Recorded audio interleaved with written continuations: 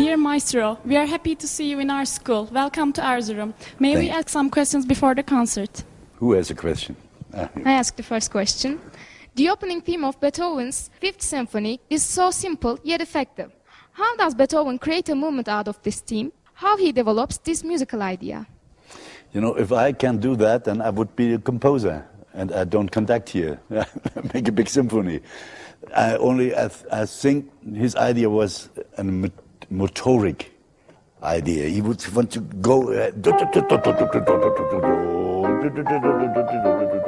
always the motoric, you know, and that is new. And the classic music, nobody did that before. So that's a new thing in our music historic. It's normal. If you talk about Fifth Beethoven, it's always, you know, everybody knows that, you know, boo, boo, boo, boo. But the last movement is completely different. The last movement is it's a victory. It's bam, bam, you know, that's very, very heroic. So he starts his mind. It's only the first movement is in this motoric style, you know. There's no a little tame extra, nothing. One little oboe is playing. That's all. Otherwise, it's always.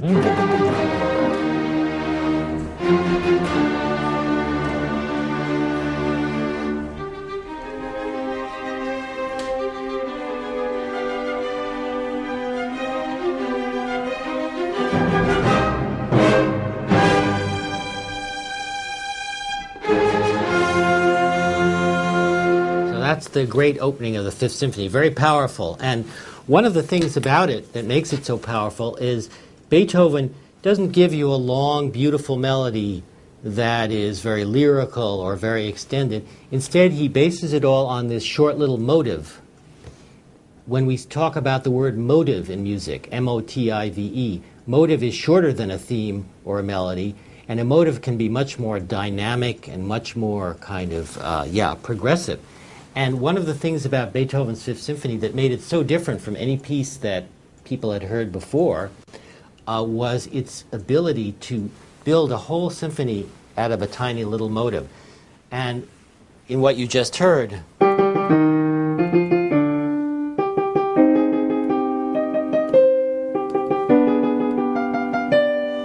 you get that motive. We can call it short, short, short, long. The rhythm, short, short, short, long, is there in almost every measure of this movement. This is the first movement of the four movements of the Fifth Symphony. And it's persistent, it's obsessive, it never lets go. Da-da-da-dum, da-da-da-dum, da-da-da-dum, throughout. That same motive, again and again and again and again. But that's the whole point, of course, that Beethoven wants not to let go of that da-da-da-dum, da-da-da-dum, da-da-da-dum. He's doing it on purpose, and so it creates this incredible energy, this incredible urgency, this incredible excitement that people had never heard before in the context of a symphony. What does this theme or this symphony signify you? And how does Beethoven use variation, contrast, and instrumentation in changing the theme? He didn't change it. He goes always the same tempo. He didn't change. He make no variation. He's doing in the second movement, and when he's you know this. Then he makes variation, but in the main theme of the what for it is famous, the symphony, he never changed. He goes just straight ahead. And the instrumentation, you'd ask me about instrumentation. In that time, maybe later it becomes more romantic after the 1800s. In that time, the instrumentation is very clear. Because trumpet, for example, the trumpets have only some notes. They don't have every notes. A trumpet in B has only dum, bum, bum, bum. You know, he can't play the note. So instrumentation is very clear. They have only the instruments has no other possibilities. You know, it was like that. And if you look other composers in that time, they all do the same instrumentation. Beethoven wrote his Fifth Symphony at a time after he had already begun to suffer from a very serious ailment. He was deaf. Pretty amazing to think that a composer, perhaps one of the greatest composers who ever lived, could be deaf. But Beethoven already started to lose his hearing in the end of the 1790s. And so by the time he wrote this piece, he wasn't completely deaf, but his deafness had advanced. And this was a source of great despair. You can imagine it's almost like a painter being blind or a writer losing the power to think in words. And I just wanted to read you something that Beethoven wrote. And some people think it was a suicide document, that Beethoven was actually thinking of ending his life. And here's what he said. Born with a fiery, lively temperament, susceptible even to the diversions of society, I had to keep to myself, pass my life in solitude. If I attempted from time to time to rise above this, oh, how harshly then was I repulsed by the doubly sad experience of my bad hearing. And yet I could not say to people, speak louder, shout, for I am deaf. How could I acknowledge the weakness of a faculty which ought to be more perfect in me than in others? A faculty I once had to the highest degree of perfection. Oh, such perfection that only few of my calling surely have had. I cannot do it. What mortification if someone stood beside me and heard a flute from afar, and I heard nothing, or someone heard a shepherd singing, and I heard nothing. Such happenings brought me close to despair, and I was not far from ending my own life. Only art held me back. Art. It seemed impossible to me that I should leave the world before I had produced all that I felt I might, and so I spared this wretched life. A truly wretched life, a body so susceptible that some rapid change can take me from the best condition to the worst. And many people think that the Fifth Symphony of Beethoven is an expression of that defiance, that heroism, if you will, that resolve to keep going in the face of adversity. It is a real message to us all. Many of us who have problems in our lives, and we all do, Beethoven had a really big problem that he couldn't hear. One thing Beethoven had, though, was he could hear inside his ear. Even though he couldn't hear much of what was going on outside, he could hear the music inside and write it down. He had what is called a really great inner ear, Beethoven did.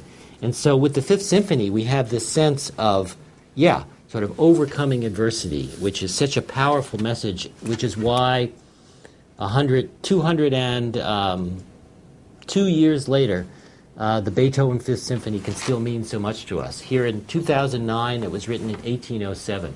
Could you tell us how Beethoven was influenced by great historic events that took place during his life, and how did these affect his life, his music?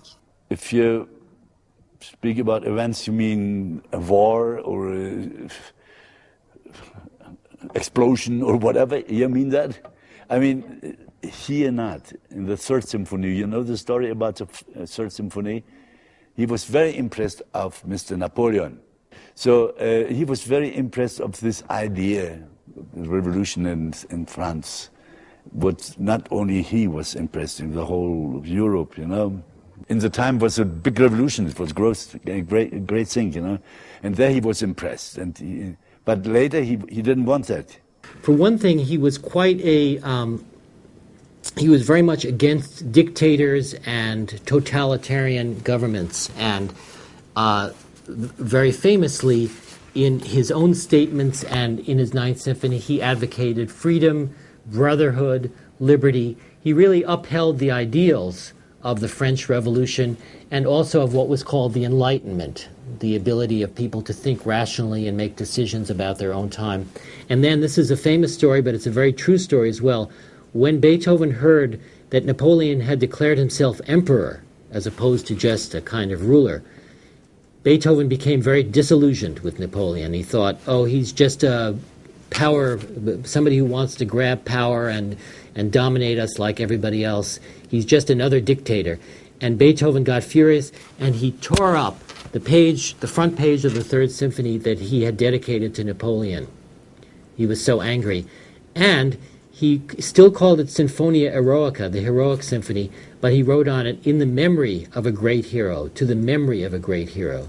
So he was celebrating something that he thought Napoleon had been, or the idea of heroism more generally, but he refused to honor Napoleon, who he felt was just becoming another dictator. And in fact, the armies of Napoleon had invaded Vienna around this time, and so this was a great source of concern to Beethoven.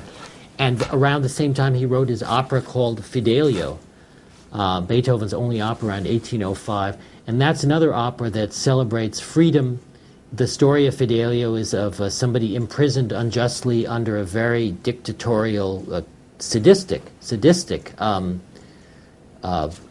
ruler.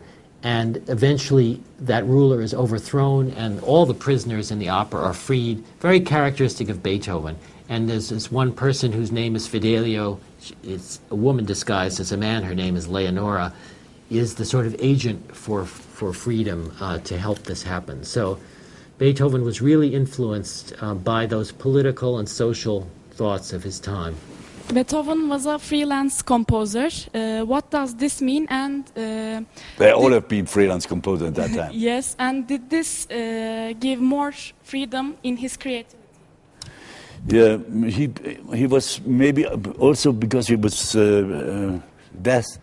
He was a good piano player, and he always wants to conduct. You know, you heard about that? He wants to conduct his own symphonies. And they always put someone behind him who conducts because he couldn't hear, you know. You just so I think this was not his decision. It was his illness. He couldn't do something else. Huh? Do you know what the term freelance means in English? It means that you're not necessarily working for any one person, but you're basically an artist who creates when he wants and is not specifically writing a work on a commission or because somebody told you to. And Beethoven was, in a sense, the first freelance composer in that way, but he had important patrons in Vienna, dukes, princes, various people like that. But there was a lot of freedom. Unlike Haydn, his teacher, Haydn had been had a patron for most of his life who told him what to compose, and Haydn lived in isolation in a castle outside of in Hungary, writing works to order. It's an interesting situation because the noble patrons who supported Beethoven, for them it was an honor to have Beethoven's name, he was so famous, attached to them. So they basically gave him money and said, you can compose what you want, but dedicate it to us every now and then, or let it be performed in our palaces. And so Beethoven's glory reflected back on them. But there's no question that the freedom that he had allowed him to write music of this kind, this music which was much freer than music had been written before. We know that Beethoven was a composer of the classical era, but he is also called a romantic composer. Could you help us understand this? Yeah, I will try. Look, he was absolutely classic composer, you know. He comes in the romantic time. But actually, with the death of Mozart in 1791, was the end of the real classic, clean music, you know. They start being crazy a little bit. But Beethoven, the Last Symphony, the Ninth, is still in the classic form, but he was a revolution also. He makes a revolution because the Last Symphony is with a big chorus and with recitative and stuff like that, you know. But romantic, I would never say he was a romantic composer. He composed some romantic stuff. We just heard the telephone. What was it? Yeah, you know, but is it romantic? I don't know. Or the other one. Yeah, it's classic. With a little bit romantic, yeah. In many ways, he was a transition between the classic and the romantic period. what made Beethoven, in a sense, the first Romantic composer, was the sense of individuality of music expressing emotions and feelings and events in a very kind of individual way, without regard to convention. E.T.A. Hoffmann, as early as 1813, said Beethoven was a Romantic composer. This is E.T.A. Hoffmann writing. And here's what he says about Beethoven. He says, Beethoven opens the realm of the colossal and the immeasurable for us. Radiant beams shoot through the deep night, and we become aware of gigantic shadows which close in on us and destroy all within us except the pain of endless longing. So, yes, Beethoven, he stuck to the classical forms in many ways, but the individuality of expression, this sort of sense of longing and terror, a lot of the things that we just heard in the Fifth Symphony are very characteristic of Romanticism. Could you tell us the last movement of the symphony? I can't tell you the symphony, but I want to tell you that everybody, if he talks about the Fifth Symphony by Beethoven, everybody sings only always motoric stuff. But in the slow movement, he's very romantic. Okay, that's the answer of your question. He becomes a little bit more romantic. And the last movement, it's actually heroic music. It starts very mystic. And then at the very end, it's the explosion until the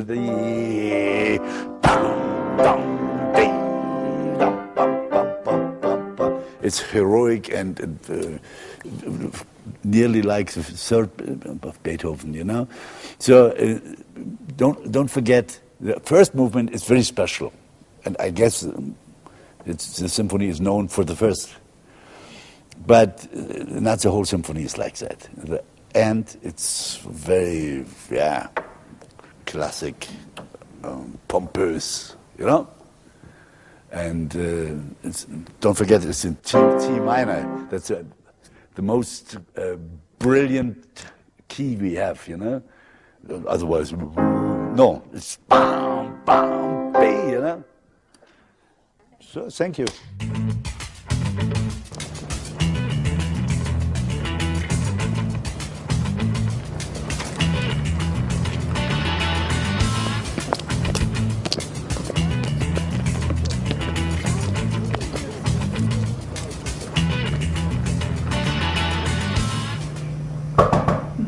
Come in. Hi. Hello.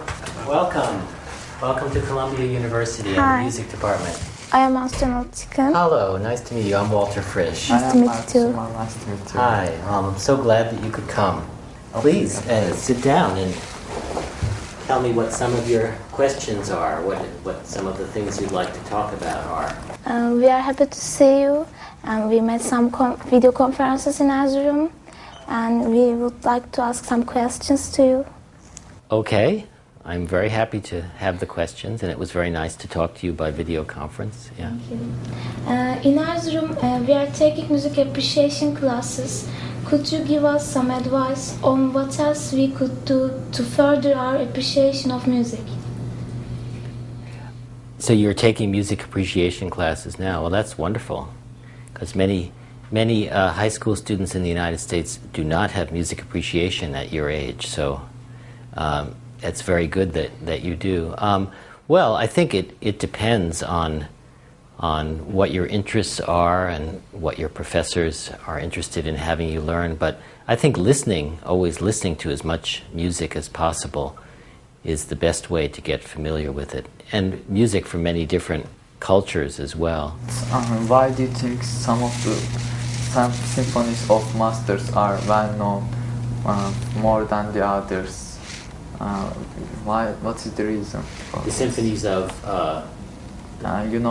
Beethoven's Ninth Symphony is very well known than the other symphonies. Yeah, yeah, no, that's an interesting question, because there's hundreds and hundreds of symphonies by many composers, and I think a work like Beethoven's Ninth Symphony or Mozart's, well, we'll be looking at it next week or in a few weeks, G minor symphony, they are so powerful and they speak to people almost immediately, no matter where you're from. Beethoven's Ninth is an example. There's a sense of being inspired by Beethoven's Ninth, being moved by Beethoven's Ninth.